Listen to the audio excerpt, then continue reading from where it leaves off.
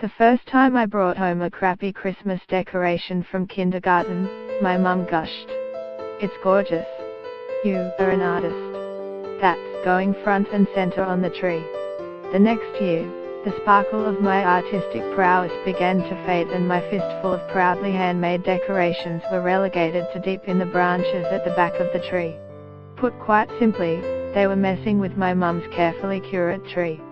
Cotton wool ball Santa beards just don't go with ornate wooden figurines and hand-blown glass baubles. And the paper snowflakes could blow into the flames of the vintage candle holders. It's just good sense really. But 6-year-old me was not having it. So what's a parent to do when their kids want to sully the color scheme of their masterpiece? Enter the bee tree.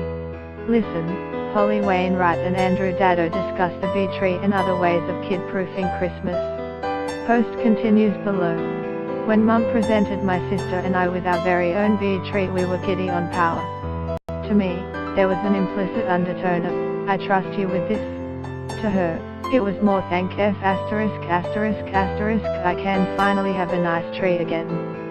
Fortunately, my innocent Christmas spirit remained intact, and it wasn't until years later that I realized what an insult it was. It's called the bee tree because it's where you put all the bee-grade ornaments. Anything your kids make and the decorations that don't fit this year's color scheme. Oh, and tinsel. The tinsel is staying far, far away from the tree. Actually, just burn it. It's not even good enough for the bee tree. I don't want any kids of mine growing up in a world where tinsel exists.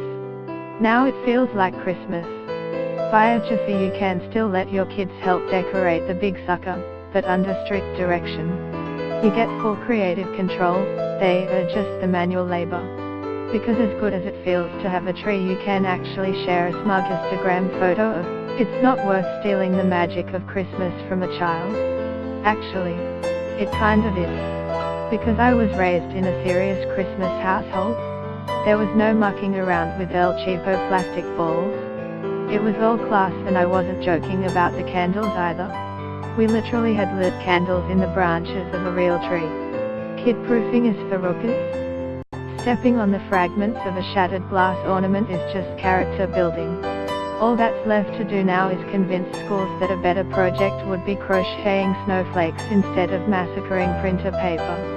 My theme is silver and white next year, thanks. Listen to the entire Christmas special of our podcast for imperfect parents, below.